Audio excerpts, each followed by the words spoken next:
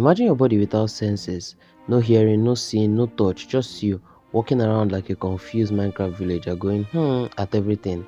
Yeah, not great. Well, electronics feel the exact same way without sensors. A sensor is basically a device that lets machines notice things, the way your ears, eyes, and skin help you notice things.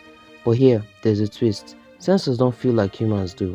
They don't think, they don't judge, they don't get offended when someone forgets their birthday. They simply detect something happening in the environment and send the information to a machine, and the whole thing works using a very simple physics. Let's break it down in the chillest, clearest way possible. So what is a sensor? A sensor is basically an observer. It observes or listens or measures something like that. Light, sound, temperature, pressure, distance, motion, humidity, touch, even your fingerprint. And when something changes, the sensor goes, "Hey yo device, something's happening, do something." The device can be a phone, a robot, a car, a fridge, or even a cheap electric kettle from AliExpress. Okay, here's the secret sauce. Sensors work by converting one type of energy into electrical signals. Why electrical? Because machines understand electricity the way you understand TikTok drama, instantly. But here's the part most people don't realize. Sensors don't understand the world, they just notice change. If something changes in their environment, heat, light, movement, pressure, the internal material reacts. Let me explain with a few fun examples. There's a thing called a photoresistor. If you don't know what resistance means, don't panic. It's how hard it is for electricity to pass through something. Imagine electricity as tiny people running. Low resistance equals open walkway. High resistance is running through mud. Now, light changes the resistance of a photoresistor. More light equals lower resistance. Less light equals higher resistance.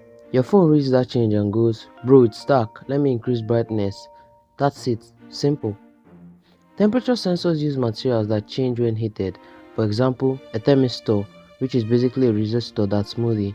Heat it, resistance drops. Cool it, resistance rises. Your AC constantly asks it, "Yo, how hot is this room now?"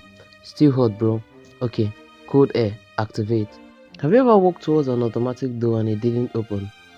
That's peak embarrassment. These doors usually use infrared motion sensors. They send out invisible infrared waves. If something warm like you walks into the area, the sensor detects the change and says, "Human detected, open sesame." A sound sensor is basically a tiny sensor that notices vibrations in the air. Loud sound equals strong vibration, soft sound equals weak vibration. You clap.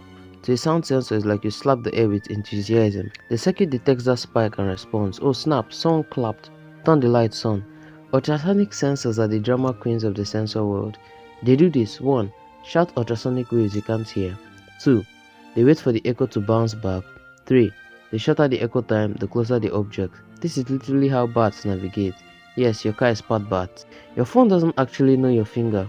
It knows tiny changes in electricity caused by your finger touching the glass.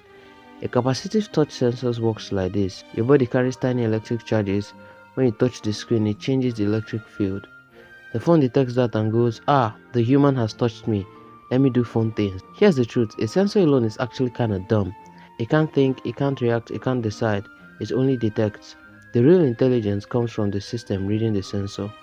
Sensor, there's light. System, cool, I'll dim the display. Sensor, there's movement. System, cool, alarm activated. Sensor, it's hot. System, cool, let's cool the room. Yes, machine loves saying cool. Imagine a phone with no touchscreen, no camera, no brightness sensor, no proximity sensor, no gyroscope, no fingerprint scanner.